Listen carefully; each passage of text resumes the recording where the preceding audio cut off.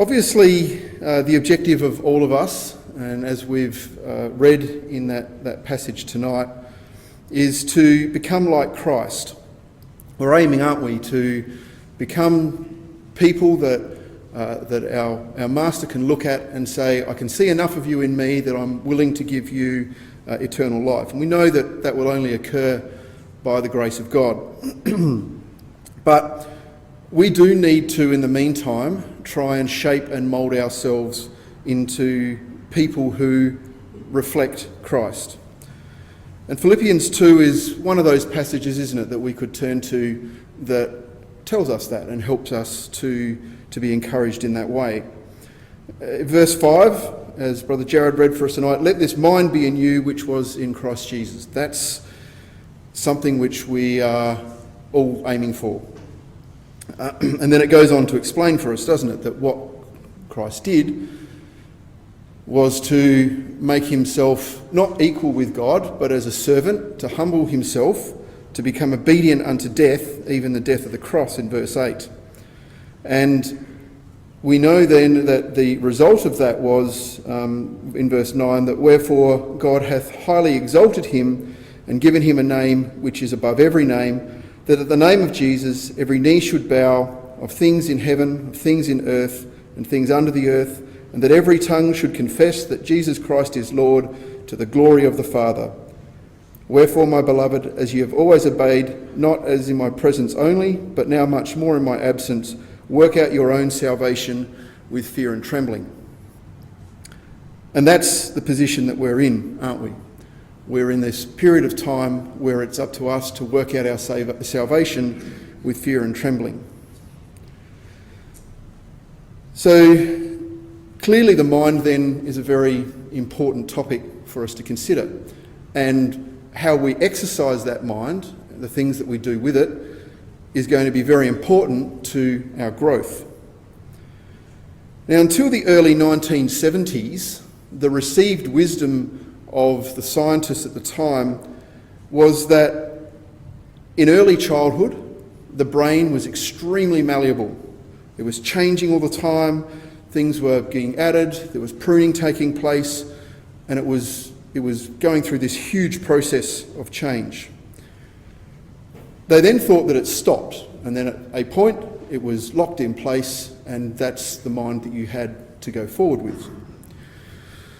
It wasn't actually until the 1980s, so relatively recently, that the idea that the brain was continually changing was understood, and that it became widely accepted. And now the understanding is that the brain has the ability to reprogram itself on the fly, altering the way it functions in a number of different situations. And you may have heard of it, but that's called neuroplasticity. And we're going to be talking about some of those concepts tonight. And the fact that it wasn't just in childhood that neuroplasticity was occurring, but it occurs right throughout life, is something which is a very important thing for us, I think, and something that we can take quite a bit of encouragement from. If you haven't read Dr. Norman Doidge's book, The Brain That Changes Itself, I can recommend it. It's well worth a read. And there are some amazing stories in that book about people who have had strokes, and they have, through a lot of rehabilitation and a lot of intensive work, they have been able to reprogram the brain to use, or for the brain to work around the dead part or the part that's been damaged, and to create the functions that it once had and used in those areas in another part of the brain. That's amazing. And so we're going to consider this idea of neuroplasticity in the context of technology and what it does, and obviously what that might mean in us, as our chairman said, in the modern world, trying to serve God. Just to summarise last week, we looked at 5 different areas, if you like, or considerations, things that we could think about in our families particularly and in our ecclesial environments that might help us to think about how we adopt, how we use technology, and what we might do to try and make sure that we don't have a negative impact on ourselves. So what we saw was that the values that we share, what they call culture, when a technology is introduced, there is going to be a price. And so it's up to us as a group of people who share those values to consider that and try and make sure that we have the least amount of impact as possible. Because if we do introduce something, then it's actually quite difficult to reverse the impacts of what that might have been. And it's really important that we, as a group, respect people and the wisdom that comes from age. Second thing was that we need to consider that when the technology comes in, it rarely benefits everybody the same way. So we need to think about what it gives, what it might take away, who might be impacted by that, and ensure that everybody in our ecclesial groups, in our families, is kept together and no one's left behind. We considered that every technology has a particular philosophy or number of philosophies potentially associated with it. It's good for us to understand what they are and try then to make decisions with those in mind. Not all of those will be good, some of them will be. When we introduce a technology, we're not just having what we had before with the new technology, we're changing the mix and the dynamic of the group that we're in. We need to understand that and consider carefully what that might be. Question that before we adopt it. And as with any technology, it blends into the background. As you said, none of us think about turning on a light switch and where the electricity comes from. We get in our cars and drive different places. We don't think about that. Those are all technologies and they've become accepted. And that's what technology will do. It'll work its way into the background of our minds, of our culture, of our families, whatever it might be, and it'll just become part of who we are.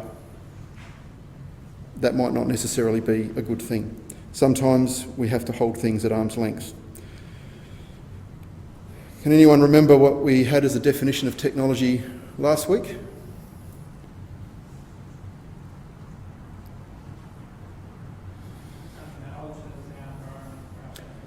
Yeah, we're changing the world from the way it is to the way that we desire it to be.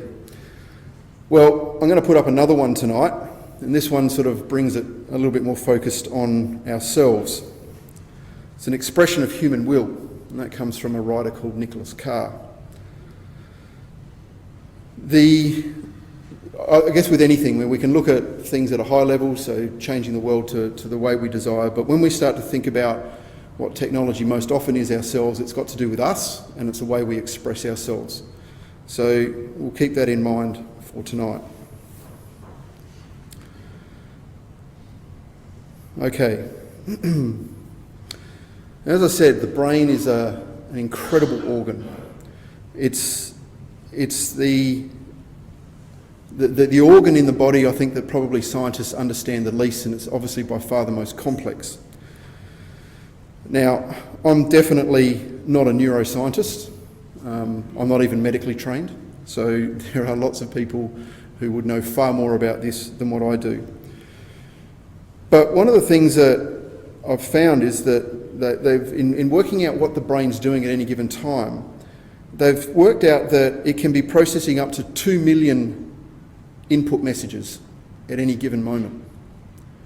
That's coming from all over the place through the body, different cells, externally, all sorts of different things. So at any given point in time, our brain can be dealing with up to 2 million messages. And if you think about that in terms of those that are into IT and how much computing power there is, I think it was only recently that they developed a computer processor that was capable of processing as many messages per minute or per second as what the human brain is able to do. And that's not even commercially available at the moment. So it's a long way behind. So the brain is a phenomenal organ, and it's a phenomenal creation that we should try to use well. It creates and stores memories in ways that scientists don't even yet understand. They understand what happens in terms of electrical circuits, but if they tried to explain how a memory is stored, that's not understood.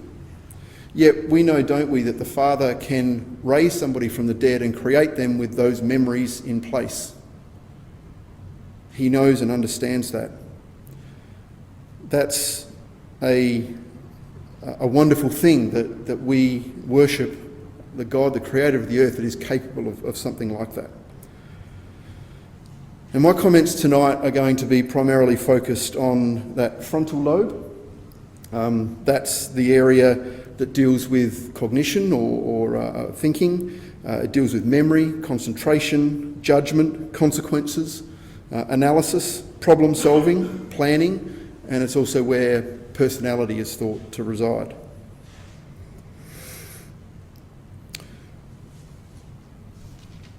Now, our brains have these things called neurons, and I know we probably didn't come to Bible class necessarily for an anatomy lesson, but bear with me, because the brain is an organ that can conceive an intangible God, and it's the organ with which we choose to praise God or to disappoint him, and it's where the struggle between sin and holiness comes down to a fraction of a second.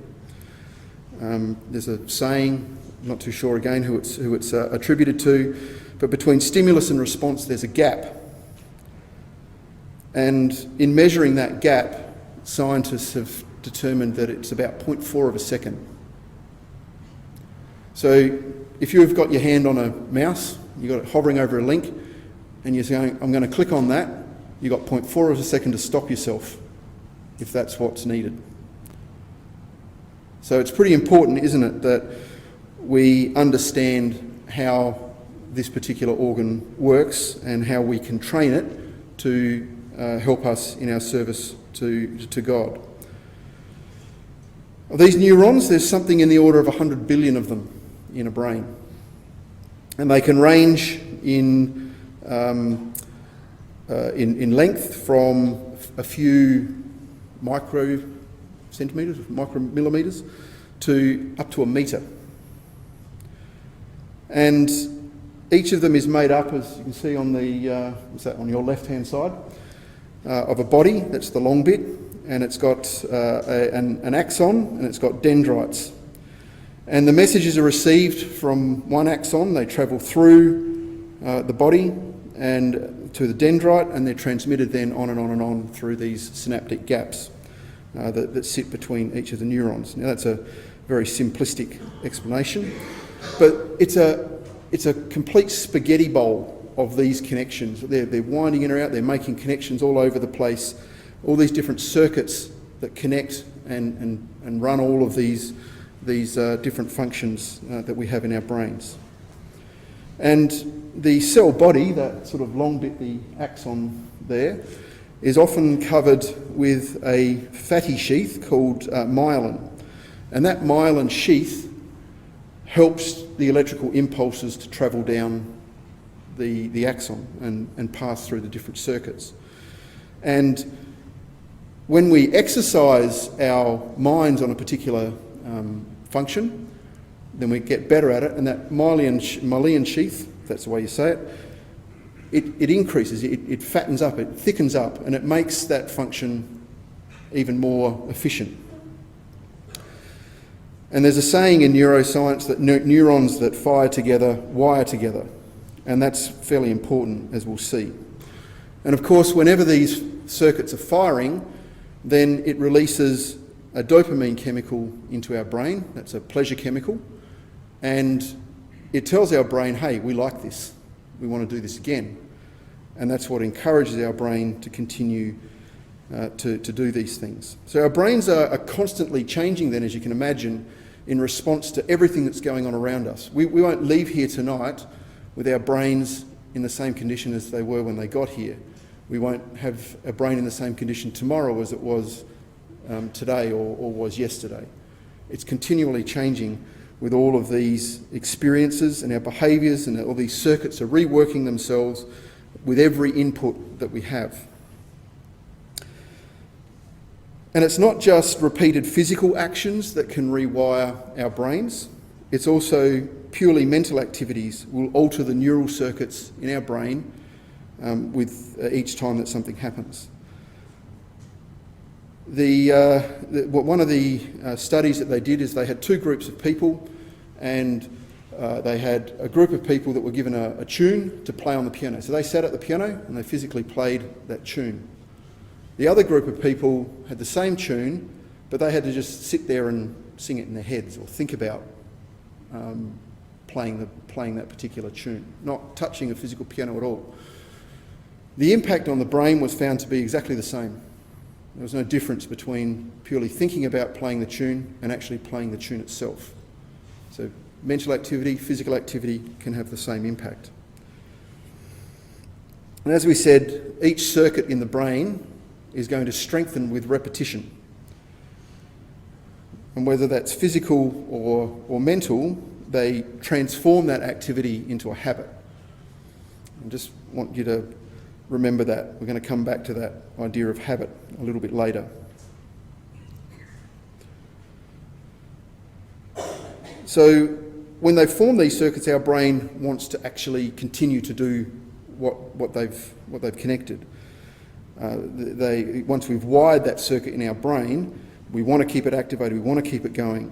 So that's the way the brain then fine-tunes itself and its operations. Routine activities are covered out, are undertaken or carried out even more quickly and efficiently than what they were.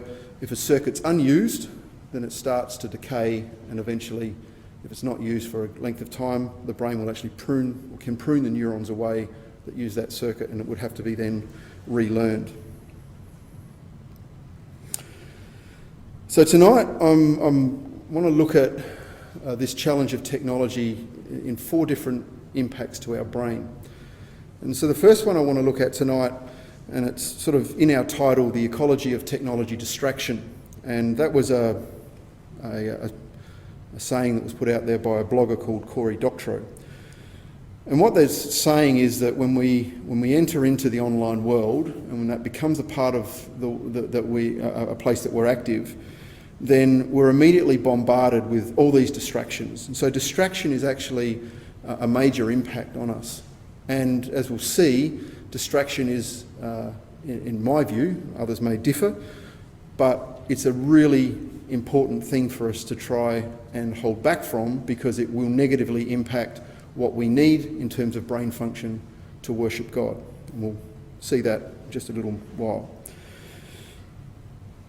The number of interruptions that we can have during a day from our electronic devices is quite massive. And just some statistics, in one study that was done in the US, that 50% of 6-year-olds and 80% of 12 to 18-year-olds have mobile phones, the vast majority of which are considered smartphones. And the alerts that come out from these devices have the effect of conditioning our brains. A 2013 study in the US said that there was something in the order of 63.5 notifications per day to alert someone that something's happened and to insist that they interact with that. Now on my phone I've got it's a little function, Android function, and it counts the notifications and things that I have. And just the other night I thought I'd flick back through that and sort of see what sort of level of notifications that I receive. Over probably a 3-week period, I was averaging 200 notifications a day. That's ridiculous. I don't know whether I actually look at all of those, but a lot of them would be work emails and things like that, so probably I do see them. But just think, 200 times a day I've got something going off, a vibration or a noise or something to say, hey, I've got a message for you. That's crazy. And we'll talk about that a little bit more and its impact on our working memory when we look at our third impact. I talked a little bit before about dopamine that gets released, and every time something happens that we like, we get this dopamine release, and that reinforces something that is pleasurable, and we want to do that again. And every time we get a post on Facebook or a like or some message from someone, a text or whatever it might be, if it's something that we like, then we're going to get that dopamine hit, and the brain wants to fire that circuit again. So it's always wanting to do that. So we're getting this massive amount of stimuli coming at us left, right and centre wanting us to interact with it, wanting us to notice it, wanting us to be pleased by it, and then do it all over again. The other thing that I found interesting was a study that was done on movies, because you think about a 2-hour or 90-minute feature-length movie. You're sitting there, you're watching that, and there's action happening all the time.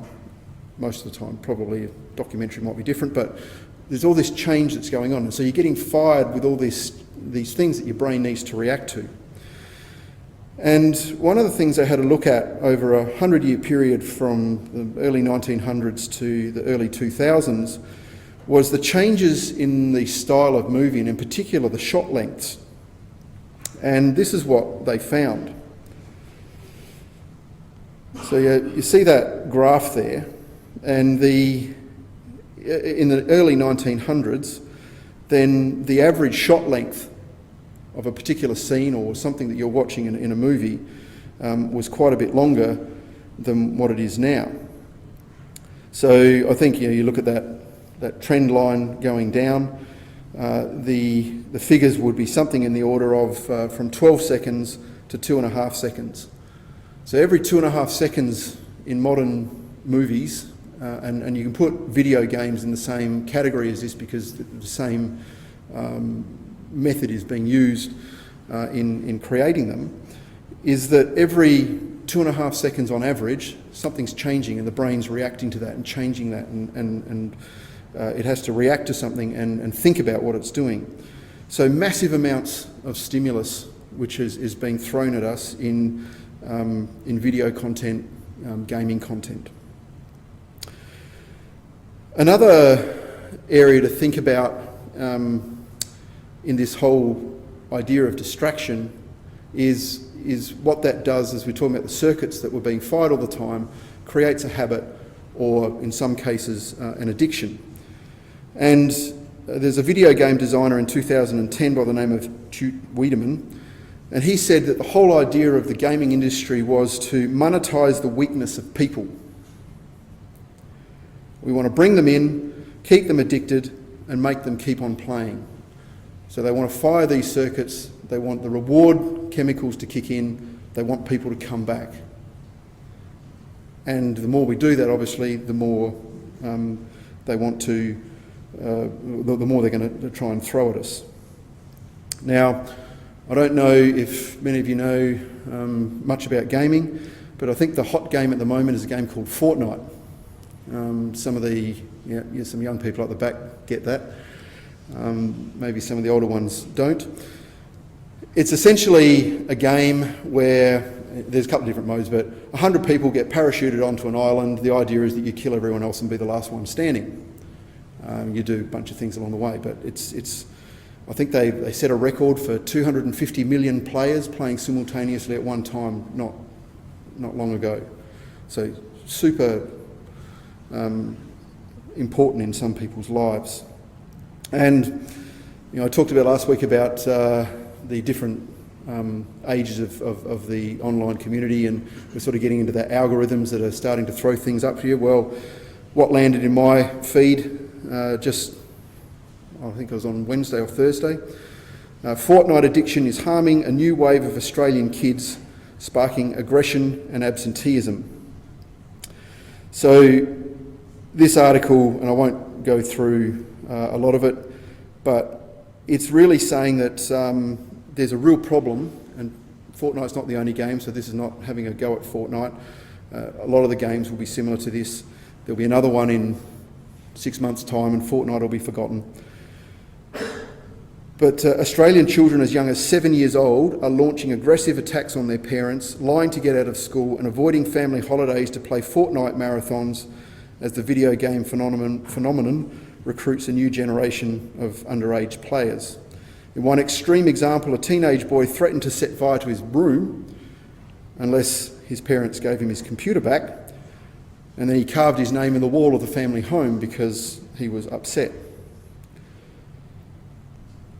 And education and neuroscience experts are now understanding more and more that excessive use of these types of games and excessive distraction that comes from immersing ourselves in the online world is something which is starting to bring about these sorts of behaviours. And one of the other things that they're starting to find more and more, and this is sort of happening over 10 or so years now, but the rate or the speed at which a clinical diagnosis of addiction is being reached is really low.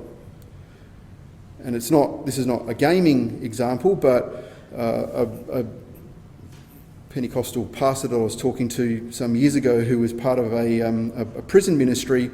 They did some research into addiction. That was particularly pornography addiction, but addiction, a clinical diagnosis of addiction took 4.5 hours. 4.5 hours. The constant stream of content which was available and the speed at which that could be consumed, 4.5 hours was all it took to create an addiction. It's chemical circuits firing, dopamine. The brain probably bathed in dopamine, and it created that habit, that addiction, that quickly. And that's the sort of thing they're starting to find with a lot, not just gaming, but online addiction in general. And the World Health Organization is just now starting to recognise that. Of course, the gaming industry, well, it's got a different view. And those of you who were around with the tobacco wars back in the sort of 40s and 50s, 60s perhaps, will recognise some of the attitudes which are represented here. So the gaming industry, representing major publishers, they actually met with the World Health Organization to try and postpone any official recognition of a gaming disorder. We believe that continued conversation and educational research is needed before any classification is finalised. Another one, the International Game Developers Association also called the classification troubling and prejudicial against gaming as a hobby and interest. It's not really that bad. It's a few edge cases. It's not really an issue. Exactly the same response that the cigarette and tobacco industry had around the health impacts of cigarettes. Just another anecdote. Some of you will know Brother Steve Dangerfield. He and his wife were up in Queensland having dinner one night with a work colleague of Brother Steve's. Her husband was a test pilot, a helicopter test pilot in the army. And during the conversation, Sister Annie said to him, when you send these people out to war, how do you know they're going to react in the way that you want them to? His response was, our simulators, largely big, sophisticated computer games, he said, they are so real, we are 90% plus confident that in a battle situation, they'll react the way that they've been trained. That's what the impact can be from these sorts of activities when they're immersed in them. Now, they've got a good reason to do that, not that we would necessarily agree with it, but that's the impact that it can have on the mind, that it can create a habit, it can create an instinct so powerful that they'll react the way that they've been trained to in some of the worst situations that are imaginable. The brain is really powerful. What we do to it can have a lasting and massive impact on it, and we shouldn't just think that it's a benign thing that we're doing when we're mucking around with technology. It can have a serious impact, and we need to treat it seriously. Okay, I'm keeping an eye on the time. We did pretty well with time last week. I better move on. The next area that I want to look at is the area of, it's the difference between two major modes that our brain has. One's called power browsing and the other's deep thinking.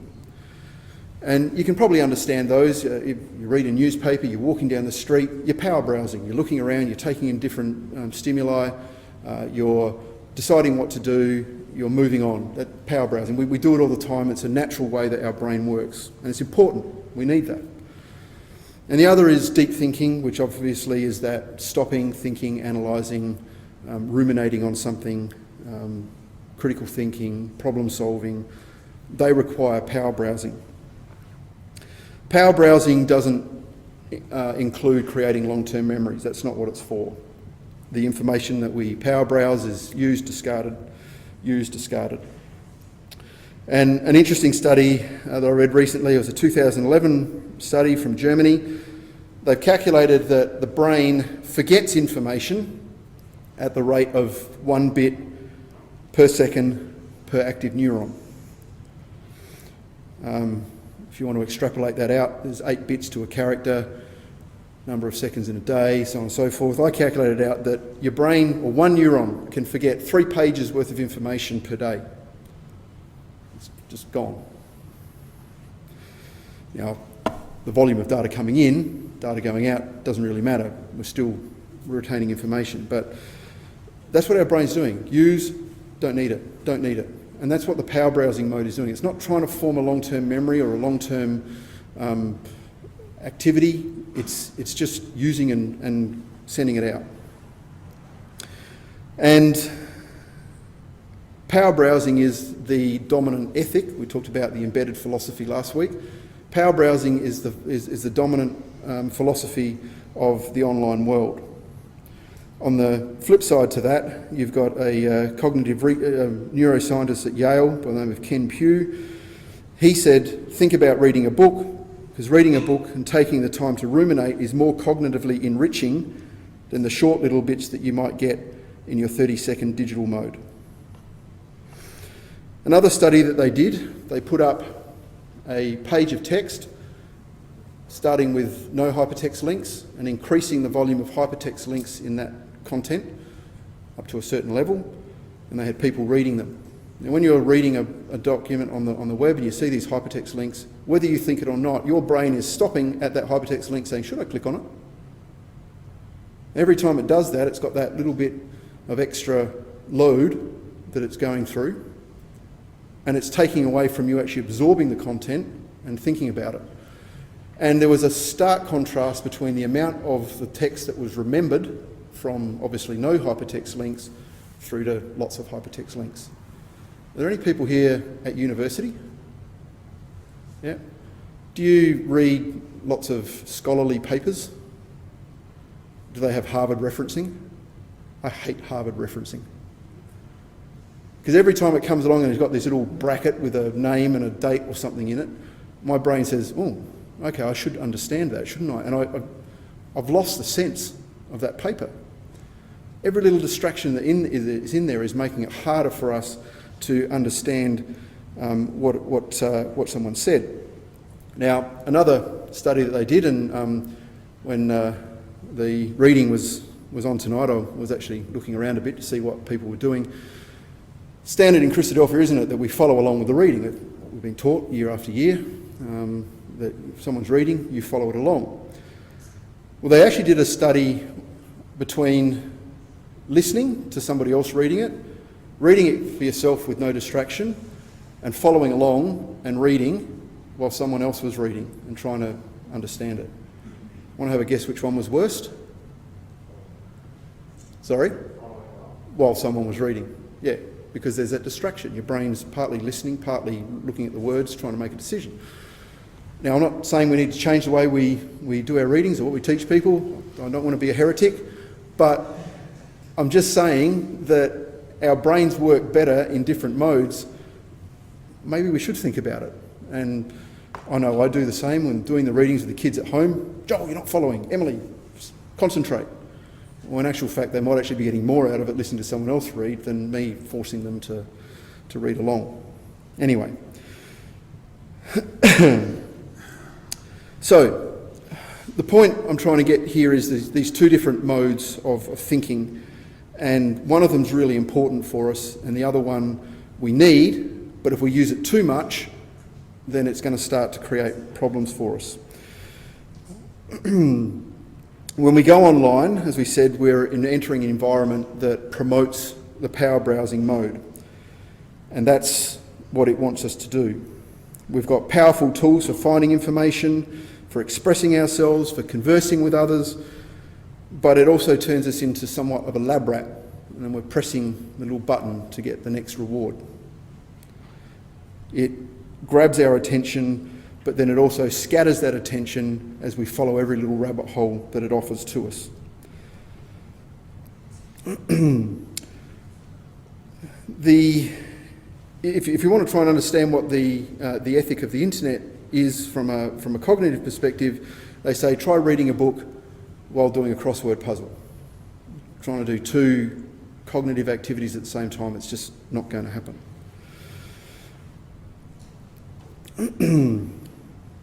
And again, we sort of talked last week about philosophies. The point that we can make out of this too is that we might consider ourselves to be smarter, and in some ways we are demonstrably smarter than what we were maybe 30 years ago. But that's if we measure ourselves or intelligence by the net standards, by online standards. If we take that as a standard, yeah, we're smarter. If it's not the standard, then in actual fact, we're not nearly as intelligent as what we might think we are.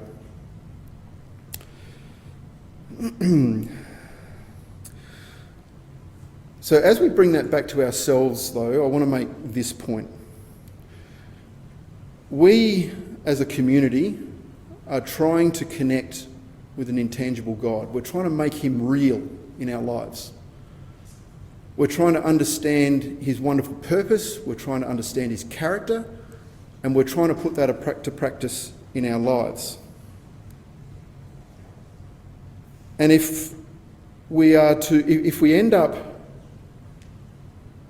spending most of our time in a power browsing mode, then they've demonstrated that our deep thinking will start to fail. Apparently the mapped brain spaces for power browsing and deep thinking are next to each other in the brain. And as one area becomes strengthened, it says, I need more space. And it'll start to move into an area that's not being used. And so over time, if we were to continue down that path, then our capacity for deep thinking itself will actually weaken to the point that it might not actually be useful enough to do what we need to do, and that is to connect with God, to lay out the scriptures, to analyse it, to understand it, to link it. They're really intense ways of thinking. And if we don't use it, we are going to lose it. And I don't know whether I'm overcalling it, but I actually have a fear that in our community worldwide, that if Christ doesn't return, if we don't take steps, we could end up with a generation of people who are actually physically incapable of understanding and connecting with God. And I think that's something that we need to think about, not just as ecclesias, but as families and our community and the brotherhood more widely.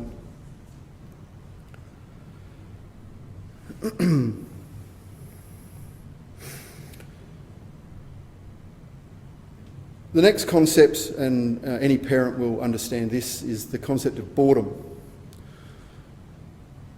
I don't know how many times you might get your kids saying to you, I'm bored. Well, I can say that my kids never tell me they're bored, or at least they don't anymore. They've learned their lesson. Because boredom is actually good for the brain. If you haven't got something going on, then your brain is actually running processes, clearing things up, processing memory, consolidating things. So when my kids used to tell me they were bored, then they'd all of a sudden realise, we're going to set Dad off and we're going to hear about the cognitive benefits of boredom. And I've actually heard them in the next room saying, no, we can't say we're bored because Dad will tell us to sit down and just think about things. I don't know if that's a good thing or not, but suffice it to say, our brains actually need downtime. We actually need a time that we don't have this bombardment, this cacophony of noise coming at us, so that we can process things. And that's not new to any of us really, but it's something that's probably becoming more important to us as time goes on. Oh, I'm going really badly with time. I want to throw this one in here. If you don't know, these two people, Abraham Lincoln, Stephen Douglas, they obviously lived in the mid-1800s, and they had some absolutely phenomenal debates in the mid-1950s leading up to the 1960 election, which Abraham Lincoln won. Now, the reason that I want to talk about this is that these debates that they had were legendary, and one of them they had in 1854 started off with a 3-hour address from Douglas, followed by a 3-hour response from Lincoln, followed by a 1-hour rebuttal by Douglas. Now, if you've added that up, that's 7 hours of listening to someone speak. How would we go with that? I know I probably wouldn't do very well. 3 hours, 4 hours, 1 hour, sometimes that's hard enough. 7 hours that they listened to people, and the first discussion finished at 5 o'clock. Lincoln got up and said, look, I'm going to be talking for another 3 hours, and then there's another hour to come. There's another 4 hours of talking. How about you go home, have some tea, and then come back and we'll continue? And they did. These debates were packed out. And it wasn't the intellectual elite that were going to listening to these. This was general people. This is how people got their information about political discourse in those days. It was normal for them. And the concepts that Douglas and Lincoln were putting out and the way they structured their sentences were not simple. It wasn't dumbed down to 3-word slogans and a 30-second soundbite. These were complex discussions that were going on. And the people were engaged in that. They understood it. That was the intellectual ethic of that time. It was normal. Now, the reason that I bring that up is, and you probably picked the time, mid-1800s, that's the time that a lot of the pioneer writings were written, weren't they? Elpis Israel, Eureka, others. And we look at those today, and I'm sure many people would agree, they're complex pieces to read. They're difficult. They're a struggle to read sometimes. You really have to put intellectual ethic into it. And I did hear it suggested at one time by a speaker many years ago that when the pioneers wrote, they wrote at a higher intellectual level than what they would speak about in normal day-to-day life. The research on the Douglas and Lincoln debates would say that's not the case, that the people spoke as they wrote and they wrote as they spoke. That was the intellectual ethic of the time. It was normal.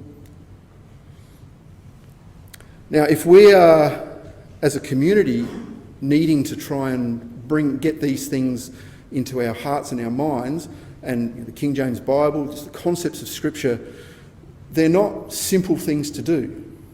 We need the brain power, the intellectual capability to be able to do that. And for that, we really, really, really need that deep thinking part of our brain function.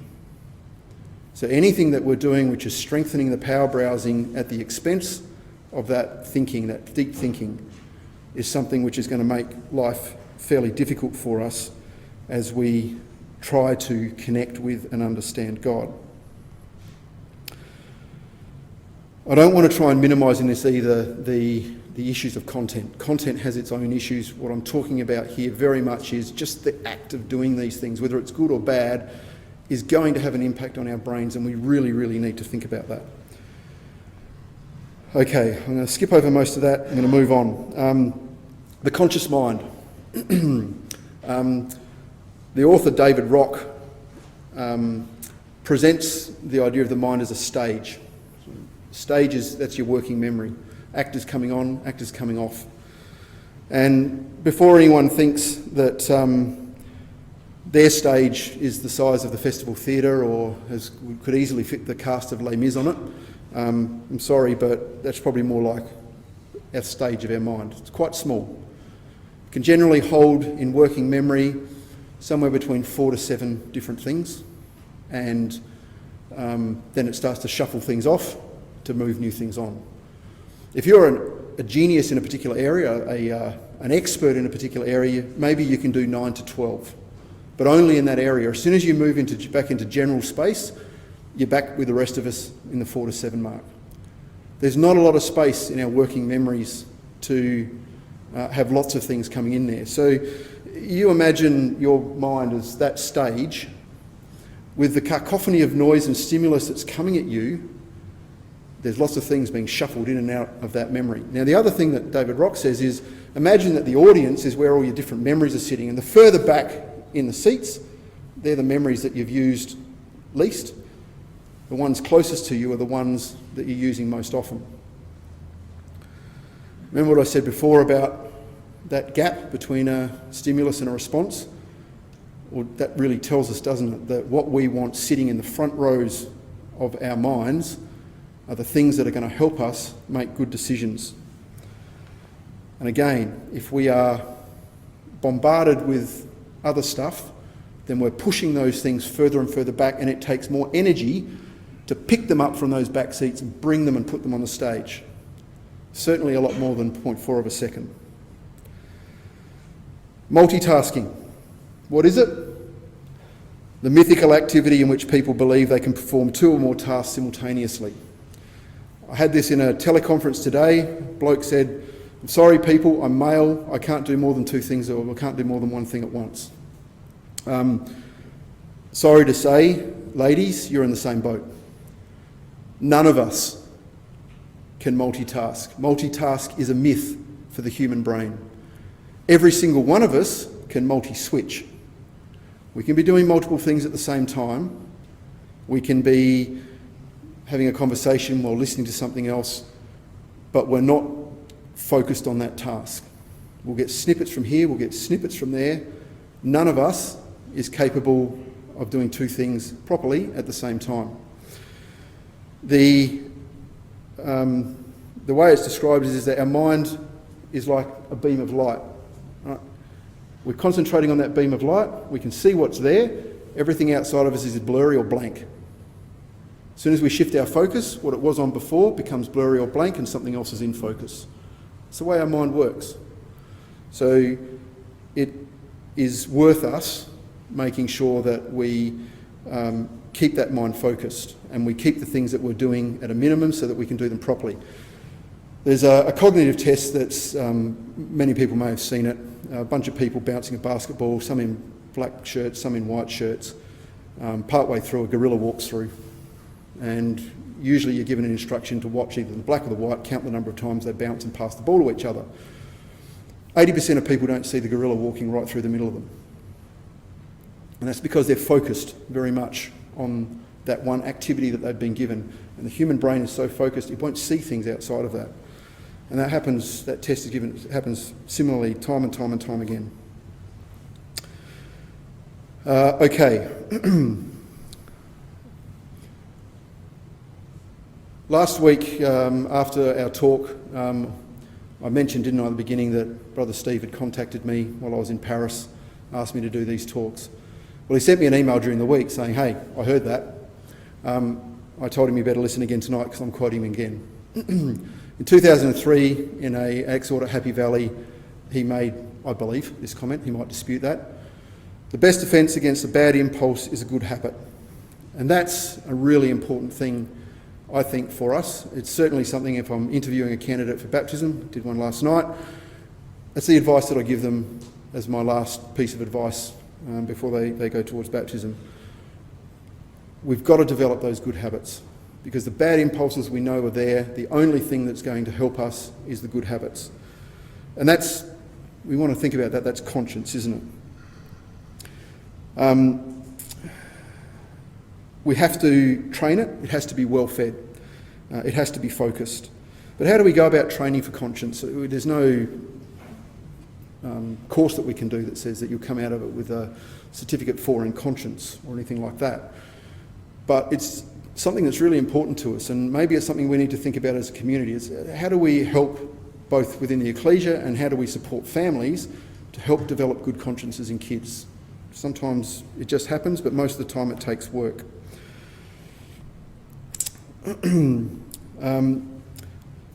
Developing those habits might be something which helps analytical thinking, critical thinking, something that helps to get good control, good top-down control of the mind. The habits that are going to be formed over time, they need to be exercised, and so we need to do that. The good news is that if they do that and they connect, the dopamine hit comes in, they want to exercise that again, and that's how those habits are formed.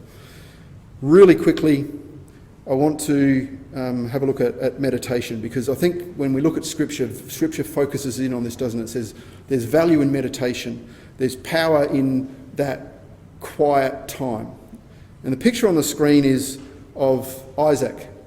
And we read that, let's come across to Genesis. Genesis 24 and verse 63. We read there, "And Isaac went out to meditate in the field at eventide, and he lifted up his eyes and saw, and behold, the camels were coming." And the sense that I get from this, and I can't necessarily prove it, is that this was something that Isaac did on a regular basis. This wasn't just he'd received a messenger, "Hey, Rebecca's almost here," and he was out there just checking to see whether or not she was coming. This thing that he did, this meditation that he did, was something that he did on a regular basis. The Hebrew word that's used here, it's the only place that's used in Scripture, is the Hebrew word suach. And the ark part of that uses the same Hebrew letters as the Hebrew word ruach. Now, I haven't locked down a definite connection between those two. I'm not going to be dogmatic about this, but if there is a link between them, then you've got ruach, the breath of God, which is expired, which goes out, and you've got suach, meditation, bringing that in, ruminating on that, thinking about it. And that's what that word suach means, to ruminate on something, to turn it over in the mind. And hopefully I'm right, and that was something which Isaac did on a regular basis. That was his thing. He went out into the field, away from the distraction, so that he could think on things. And again, supposition, that they found in oral cultures, which is what the patriarchal times and even the times of Israel would have been. They weren't print culture, they weren't digital culture, they were oral culture, is that in their surroundings were embedded stories. So they'd go out there and they'd see something and they'd say, that reminds me of a particular story. That was the way that they encoded and passed on wisdom. The main point, though, he was away from the camp, wasn't he? He was out in the field. He was free of distraction, or freer of distraction. So meditation in the Bible, there's lots of things that we could look at. I've found in the Gospels probably about 14 to 16 times that Jesus was out by himself, either praying or meditating or doing something. And always, I think almost always, he was away from everyone else. He wasn't distracted by things. And so that gives us the idea, doesn't it, about what it is that we should, or what's going to help us. Now, I want to come back to Romans 2, and again, our minds will jump very clearly to these words in many cases. Yes, Romans 2, verse 1 and 2. We look at these verses, and more often than not, the comment that will come out of them is this idea of metamorphosis, this transformation which needs to take place. But what I want to focus in just for a few brief minutes is not actually the transformation bit, but the next step from that is how. How does that transformation take place? And it says there, doesn't it, by the renewing of the mind. And that renewing means to refurbish. So if you had an old car and you were going to refurbish the car, you take it right back to base and then you build it up, don't you? You make it new. That's what refurbishing is all about. And that's the idea behind that. So the way that we transform ourselves is by undertaking renewal. And that's, as I said, something that I think is really positive for us in all of this, is that our brain is so powerful and is such that it can be refurbished. It doesn't matter about the age. Neuroplasticity goes from birth right into old age. We can change our brains. Not saying that we can change it by ourselves, but the things that we do can change our brains if we're focusing and we're doing the right things. So by aiming for renewal, we're aiming to refurbish our minds, and so that's the function then of meditation, isn't it? Get rid of the distraction. We can think on the things of God. We can ruminate on them. We can make the connections. The dopamine hit that comes from making those connections makes us want to do it again, and so it can go on and on. And we strengthen that part of our minds. We're renewing our minds.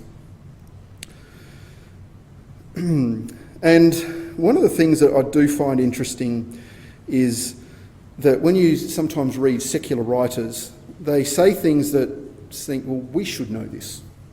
This is a blogger who was in the early days of the internet, and he was absolutely immersed in this. He had all these things happening. He loved it.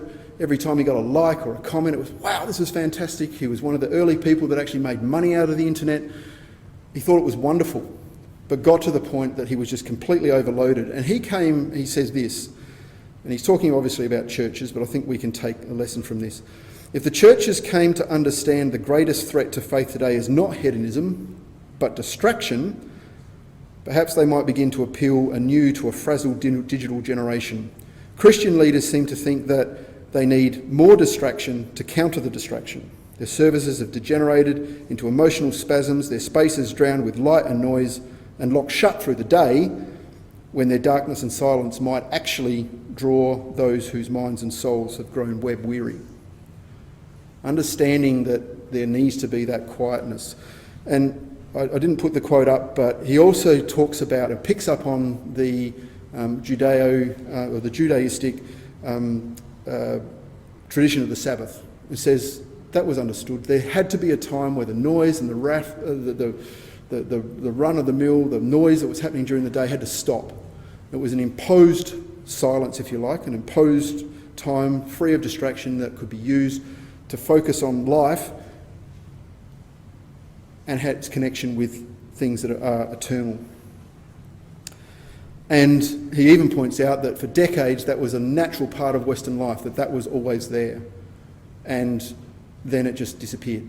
In the last 2 decades, it's just become another day for other things. And that's perhaps something that we should try and think about. Adding entertainment, distraction, razzle-dazzle is not something that's necessarily going to help us. What we need is a time that we can really get into the things of the Word, that we can make sure that deep thinking part of our mind is being well exercised. Getting to the end, this comic obviously has an environmental flavour to it. It's talking about the waste that humans dump out in the world, or what if it was reversed and the animals were dumping it into our houses. Substitute that for the stimulus that comes through the online world. It's out there, and yet so easily we let that come into our private places, our homes, the place that we can be safe and we can have that quietness in there. We need to find a way to turn off that tap and to try and keep things in their place and make sure that we've got that time that we can use to keep our minds focused on the things of God. Wilderness is absolutely vital, isn't it, to our objective. It's the thing that shaped Israel. It was used to shape Israel as a nation. God didn't try to shape Israel in the middle of Egypt. He took them into the desert, nothing else around them, and there he shaped them into a nation. John the Baptist didn't find his voice in the middle of Jerusalem. He found it in the desert, and then he was able to speak. And so we need to be doing the best that we can, and we've all got busy lives, and it's really difficult to do this. I'm not saying I know what the answer is and that we can flick a switch and these things can happen, but I do think that it's really important that we try to focus in on the things that are going to help us to connect with God. We need to do that as individuals for ourselves. We need to do it as parents for our families, and ecclesial leaders, I think we need to do that for our ecclesial families and the wider brotherhood as well. There's undoubtedly more questions and answers that might come from this, but there's things that I think if we think about them, we could perhaps put in place that can help us. Let's come across to finish off in Acts 24. I'm very sorry for going so far over time. Acts 24. And at verse 16. And herein do I exercise myself to have always conscience void of offence toward God and toward men. And that hope, in the previous verses, was the hope of the resurrection. And the word exercise there, as Strong says, is figuratively to train. So herein do I train myself to have always a conscience or a moral consciousness void of offence towards God and toward men. And surely that summarises, doesn't it, what we're trying to do with our lives. That's our target. Technology is here to stay. There's nothing that's going to change that, and it's probably going to change if Christ doesn't return even faster than what it is now. New things are going to be coming at us at 1,000 miles an hour. So it remains a serious challenge. It will become more invasive if it's not unchecked. But as we saw in the couple of quotes towards the end of last week, just remember that technology is not part of God's plan. It is the product of human creativity and hubris. It hasn't come from God. And so it does us all well to be really aware of it, to be conscious of it, to think about it. Not what it just does for us, but what it does to us. Thank you.